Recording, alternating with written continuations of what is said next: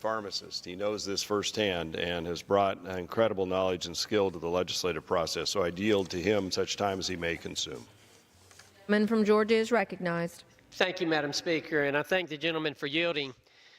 Madam Speaker, deaths from drug overdoses have risen in nearly every county across the United States, with 47,055 Americans being lost each year due to overdose, the equivalent of about 115 people every day.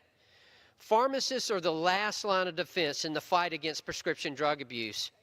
Under current law, pharmacists are required to exercise sound professional judgment when making a determination about the legitimacy of a controlled substance prescription.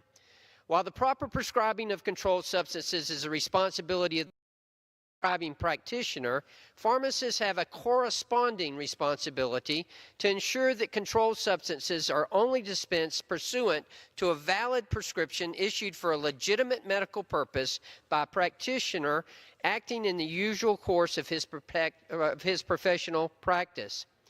Even though pharmacists are not law enforcement officers, they play an important role in preventing the use of fraudulent prescriptions at the pharmacy counter.